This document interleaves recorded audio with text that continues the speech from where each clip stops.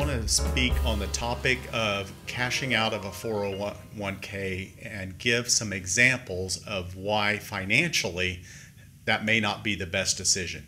And while there are always circumstances that might warrant an emergency of having to cash out of a 401k, many times that we've seen it is avoidable with a little bit of planning and a little bit of thought. So what I wanted to do is I wanted to run through an example of an investor or a 401k participant that might consider cashing out of their 401k, go through that example so that we can see a visual of how that might look for that person's situation right then and also years down the road in their future.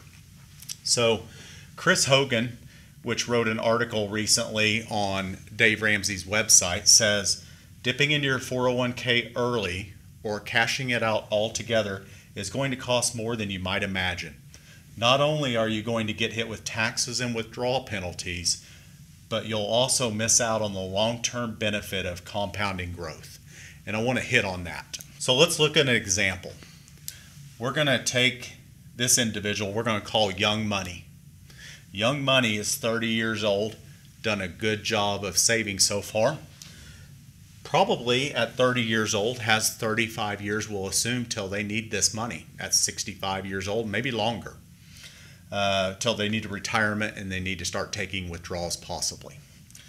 Let's say that they're going to earn an 8% annual return, some years better, some years worse, on a moderate risk portfolio.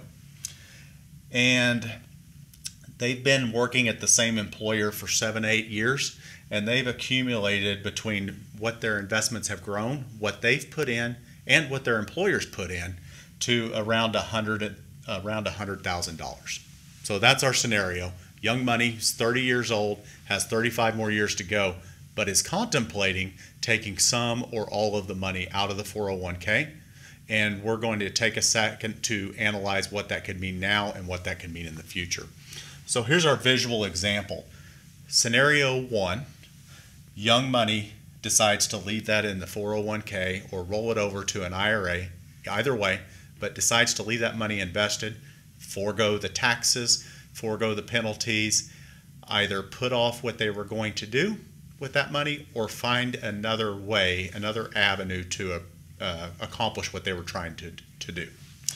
So they have their $100,000 at their present value. That's the present value of their account. They earn an average of 8% a year over 35 years, and we're not adding anything to this. We're not making any deposits into this for the next 40 years. They're just not cashing it out, and they're letting it grow.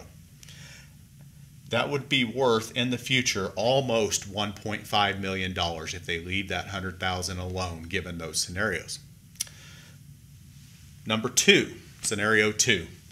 Young Money wants to take $30,000 out. They're not going to cash out the whole 401k, but they need some money, and that's what they've decided that they want to do.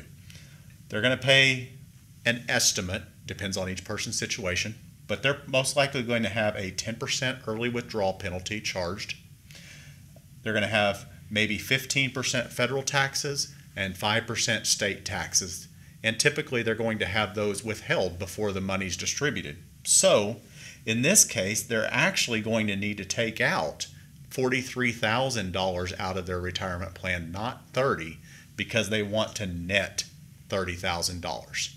So in scenario 2, they've got $57,000 that's going to be invested at the end of this process when they take the money out versus $100,000. Same interest rate per year that we're assuming, same number of years, no new money put in. Future value of that is going to be $842,765 versus $1,478,535. Scenario 3. In scenario 3, Young Money just cashes out of the plan for whatever reason. Pays penalties, pays taxes, $100,000. After withholding for taxes, penalties, they're only going to get $70,000 of their money. But now they have zero invested for the future. They're not earning any interest. 35 years worth of missed opportunity. And of course, they're not adding just like in the other scenarios. future value of 0. So bottom line, what's the difference between these three different scenarios? Young money's left their money alone. They should have in the future close to $1.5 million given those variables. They took out their $30,000 net, which was $43,000 gross. They're going to have $842,765. They cashed it out. They end up with 0. On scenario 2, they have missed out on compounded earnings and interest of $635,000. They have paid penalties and taxes of $13,000 when they took the money out. So their total missed opportunity cost over their lifetime is close to $650,000 that they've missed out on because they needed $30,000 net at the time. Scenario 3, missed out on $1.478 million of compounded earnings and interest. They paid $30,000 in penalties and taxes. That had an opportunity missed cost of over $1.5 million.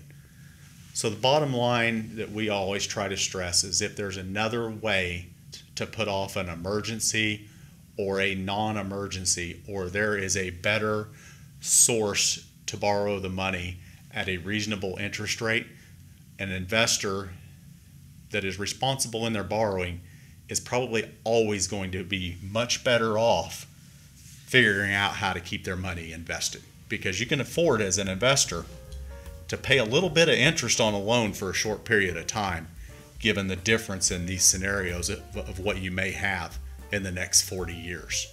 So we will also put that Dave Ramsey link with the quote from Chris Hogan and some of the information they had on there regarding 401k withdrawals and what considerations people need to make when making a decision that's going to have a big impact on the rest of their life.